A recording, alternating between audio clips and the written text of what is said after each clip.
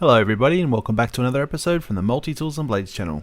Finally got a little bit of sun here in Sydney, so I can do this review on the Leatherman Rebar for you all. Hopefully the man with the leaf blower can resist the urge for 5 minutes. I don't know if I've mentioned this, but having worked for Leatherman Australia, I've met Tim Leatherman quite a few times when he's come into the office. He was always carrying a rebar with him. With the exception of 2018, the 35th anniversary, he was carrying one of the new Heritage PSTs.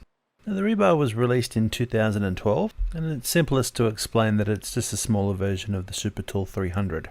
While some people out there will actually say that the fuse and the kick replaced the PST and PST2, technically that's true, but the fuse and kick were ultimately replaced by the wingman and sidekick. The new wave that was released at the same time was hugely popular worldwide, and just to keep up with demand, Leatherman put a lot of their energy and resources into making the new wave.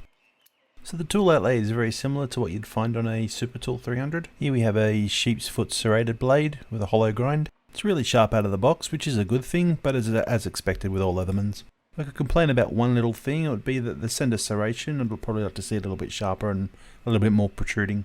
For a long time now, Leatherman's used robotic arms to do all the sharpening, so they're pretty consistent across every one of them. Only the final assembly is done by hand these days. There is a knifeless version of the rebar, and this serrated blade is replaced by a metal file. So this locking mechanism here is very familiar to those that have seen the fuse, kick and blast. It is a carryover, but it works well, so why change it? Opposite the serrated blade we have the wood saw. It's a really good saw actually. I've used this one out in the field. It works pretty well. If anyone out there is wondering why this one's got a bit of a sharper tip than a normal saw would have, it's because it's for punching through drywall, or gyprock as it's known here in Australia. So next we have the Phillips screwdriver. Now this was originally going to be one of the removable bits, same as the Wave, and they were going to update the ST300 as well. So one of the issues with Leatherman's warranty is the replacements policy. For example, if you had a broken fuse and you sent that into warranty, you'd most likely get back a wingman. That might be good for some, but if you had one of the old bit kits that were compatible with the blast fuse and kick, it's no longer compatible with your replacement tool. So here we have the can opener and wire stripper. You'll notice it's actually the second tool across. You can still use the serrated blade with your right hand. If anyone out there watching from Victorinox, please take note. And that's it for the tools on this arm. So if we flip it over, now we have the main blade. There we go. Just like the serrated blade, we have a hollow grind. It's a straight edge with a drop point.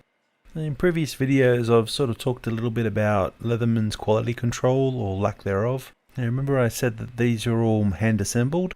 I've seen quite a few too many of these come from the warranty room, brand new from the factory, that have got unsharpened edges. So opposite the main blade we have the metal saw and metal file. It's a little bit of a clumping issue, but not really much of a problem. It's worth noting that the file is double cut on one side and single cut on the other. A good example of you get what you pay for. I much prefer the diamond file that you find on the Wave and the Surge. In an emergency though, I'm quite sure this will do just fine. Oh, a bit of a sticky lock there. Okay, so the inside three tools, we have a large screwdriver, which could also be used as a pry, a smaller screwdriver, and of course an awl and reamer combined. Now, these screwdrivers are actually quite prone to breaking. I've seen quite a few of them with the tips broken off. I guess it's a good thing for consumers, because if it was the removable bits that break, then it wouldn't be covered under warranty. I think this is my third rebar replaced completely under warranty. So as a tradesman quality tool, I can really recommend this for people that have got smaller hands. If you have bigger hands like me, go for the Super Tool 300. Well, thank you for watching all the way to the end. I hope you've enjoyed this video. If you haven't already subscribed, please help me out and hit that subscribe button for me. If you have any questions at all, feel free to leave a comment, and I hope to catch you all next time.